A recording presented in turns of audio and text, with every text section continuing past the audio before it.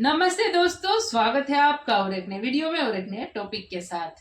तो चलिए दोस्तों, पहले वीडियो स्टार्ट करते हैं। आशा करेंगे पसंद आएगा, और पसंद आए तो लाइक और शेयर जरूर से कर दीजिएगा। और चैनल पर पहली बार है, सब्सक्राइब नहीं किया तो साथ में सब्सक्राइब भी कर दीजिएगा। चलिए स्टार्ट करते हैं। वो कहते हैं संभल के चलो, पाकिस्तान के पास एटम बम है, पाकिस्तान के पास एटम बम है। आज तो पाकिस्तान का हालात ये है कि इन बम को संभालना कहां, वो भी उसके बस का रोग नहीं है। अब तो वो बम बेचने के लिए निकले हैं, कोई खरीदने वाला मिल जाए। मोदी सरकार भारत में इलेक्शन जीतने के लिए ओछे हथकंडों पर उतर आई।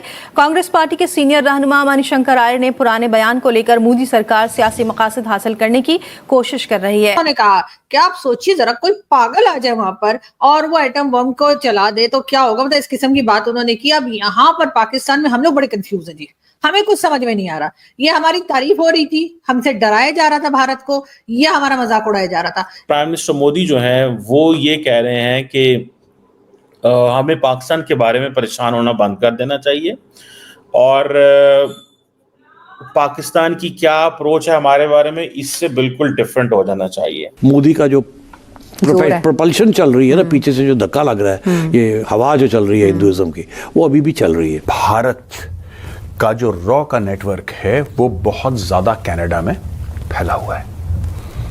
कई देशों के बारे में बताया, लेकिन खास मोहब्बत, खास प्रेम जो था वो भारत के लिए था। और बोला कि रा जो है, जिसको पाकिस्तानी रा बोलते हैं, रा के हर जगह हाथ फैले हुए हैं कनाडा में। देखें, आज इंडिया तरक्की कर रहा है, हमें उनके साथ मिल जाना चाहिए, दरवाजे खोलने चाहिए।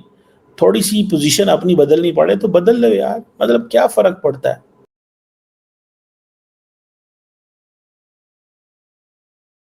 नमस्कार दोस्तों आप लोगों को याद होगा, आज से कुछ दिन पहले कश्मीर के पूर्व चीफ मिनिस्टर फारूक अब्दुल्ला ने कहा था कि भारत को पाकिस्तान के साथ बात करना चाहिए, क्योंकि पाकिस्तान के पास न्यूक्लियर बॉम्ब है और पाकिस्तान उस न्यूक्लियर बॉम्ब को भारत के खिलाफ यूज़ कर सकता है। और ऐसा ही स्टेटमेंट कल ही कांग्रेस के एक दिग्गज नेता मणिशंकर आर्य ने भी दी थी। इसके बाद पाकिस्तान के लोग ये सोच रहे थे कि भारत उनसे डर गया है और भारत पाकिस्तान से बात करेगा।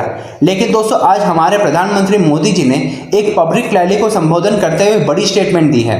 उन्होंने कहा कि पाकिस्तान के पास एटम बम तो है, लेकिन पाकिस्तान की इतनी औकात खराब हो चुकी है कि पाकिस्तान उन एटम बम को भी नहीं संभाल पा रहा है। और अब पाकिस्तान ये सोच रहा है कि उन एटम बम को बेच करके खुद के लिए कुछ रोटी पानी का जुगाड़ कर सके। लेकिन फिर भी कोई भी देश पाकिस्तान के इन एटम बम्स को खरीदने के लिए तैयार नहीं है, क्योंकि पाकिस्तान के एटम बम के क्वालिटी काफ़ी ज़्यादा खराब है। तो चलिए इसी पर आगे पाकिस्तानी मीडिया का रिएक्शन देखते हैं। अगर आपको वीडियो पसंद है तो वीडियो को लाइक करें और अपने दोस्तों के साथ इस वीडियो को ज़्यादा से ज़्यादा शेयर करें।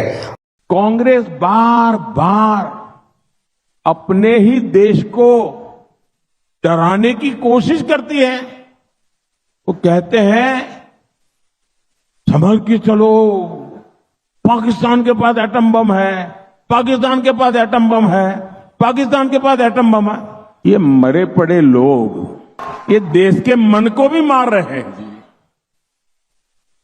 और कांग्रेस का हमेशा ऐसा ही रवैया है।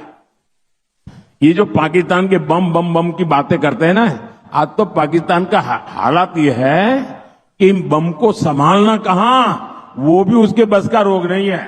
अब तो वो बम बेचने के लिए निकले हैं, कोई खरीदने वाला मिल जाए। और लोगों को मालूम है क्वालिटी में सब नहीं है, वो माल भी बिकता नहीं है। प्राइम मिनिस्टर मोदी जो हैं वो ये कह रहे हैं कि हमें पाकिस्तान के बारे में परेशान होना बंद कर देना चाहिए, और पाकिस्तान की क्या अप्रोच है हमारे बारे में, इससे बिल्कुल डिफरेंट हो जाना चाहिए। हमें क्या करना चाहिए, और उन्होंने कहा कि मैंने 10 सालों से क्या किया है कि हमने इंडिया को जो रन करना है वो पाकिस्तान फैक्टर से रन नहीं करना। वो कहता है उसके ऊपर मैंने चाबी लगा दी है, मैंने ताला लगा दिया है, मैंने वो रास्ता बंद कर दिया है, क्योंकि पाकिस्तान जो है वो उसके साथ जो ताल्लुकात है हमारे, वो सारी बातें ख़राब हैं। This is what India is saying time and again, and obviously ख़राब ही हैं। और वो ये चीज़ कह रहे हैं कि भैया हमें जो करने की ज़रूरत है वो ये है कि forget Pakistan. This is what is saying. मैं अब बहुत सारी, आप देखें साउथ एशिया के अंदर हमारी जो मैं देख रहा था कि वो कहते हैं ना कि हमारा जो वो टीवी पॉल है, एक बड़े अच्छे बुक हैं, अच्छे राइटर हैं, उन्होंने बुक लिखी कि पाकिस्तान जो है ना ये एक स्ट्रेटेजिक कर्स प्लेस है, स्ट्रेटेजिक कर्स प्लेस। इसका मतलब ये है कि मतलब गंदी जगह पे बैठा हुआ है। और ये हमारी देखें अब देखें साउथ एशिया, गंदी जगह से मुराद ये नहीं कि नेबर्स बुरे हैं, मैं किसी को गलत नहीं कहना चाहता, या इंडिया बुरा है या चाइना बुरा है या ईरान बुरा है, मतलब ये कि इस खित्ते के अंदर इतना कुछ हो रहा होता है that we are just locked into it. हर मुल्क अपने लिए बड़ा एक अहम है, बड़ा इम्पोर्टेंट है एंड देन रिस्पेक्टेबल है। इंडिया अब आज़ाद होके अपनी इंडिपेंडेंट पॉलिसी अडॉप्ट कर रहा है। मोदी साहब ने ये भी कहा, उन्होंने फैसला किया 47 में वो हमसे लहदा हो गए, ठीक है, वो जैसी भी जिंदगी गुजार रहे हैं, हमें उनसे क्या मतलब, हम उनसे बात ही नहीं करना चाहते। ये है माइंडसेट उनका। भारत का जो रॉ का नेटवर्क है वो बहुत ज्यादा कनाडा में फैला हुआ है। कई देशों के बारे में बताया, लेकिन खास मोहब्बत, खास प्रेम जो था वो भारत के लिए था। और बोला कि रा जो है, जिसको पाकिस्तानी रा बोलते हैं, रा के हर जगह हाथ फैले हुए हैं कनाडा में। और भारत जो है रॉ के थ्रू और अपनी इंटेलिजेंस एजेंसीज के थ्रू कनाडा के मामलों में इंटरफियर करता है, दखल अंदाजी करता है। वो कैसे करता है इसके बारे में उन्होंने तफसील से बताया, डिटेल से बताया। ये उनका मानना है, मुझे नहीं लगता कि ऐसा भारत इंटरफेयर करता है, लेकिन फिर भी आज भाई हम इसको थोड़ा सा डिस्कस करेंगे। डिस्कस करने से पहले कुछ मैं आपको पॉइंटर्स बता दूं, फिर उन पॉइंटर्स के ऊपर एक डिस्कशन होगा। इन्होंने बोला कि साहब देखिए ऐसा है कि चाइना भी है इसमें शामिल, रशिया भी है शामिल, ईरान भी है।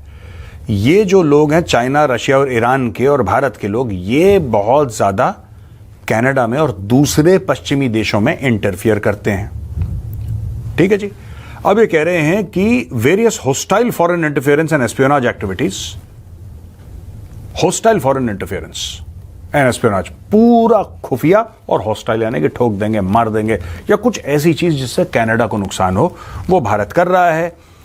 ये जो देश हैं यानी कि चाइना, रूस, ईरान और भारत, इनकी इंटेलिजेंस सर्विसेज जो हैं ये 2023 में काफी बढ़ के इन्होंने काम करा।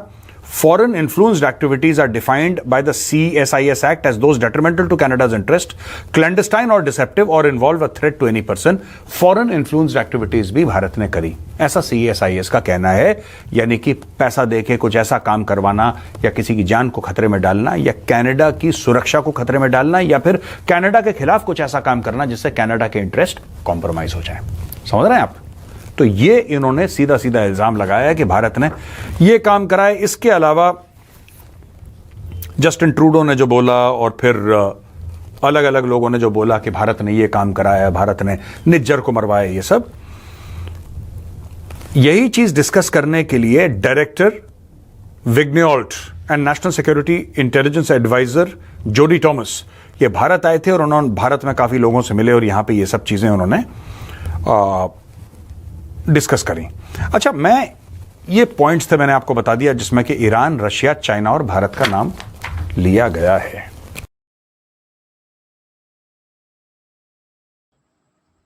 थैंक यू दोस्तों वीडियो को यहां तक देखने के लिए। बाकी दोस्तों वीडियो आपको कैसे लगी है कमेंट में लिखकर जरूर बता दीजिए। फिलहाल आपसे विदाई ले रहे, मिलेंगे और अपने वीडियो में आपके साथ। टिल देन, जय हिंद, जय भारत।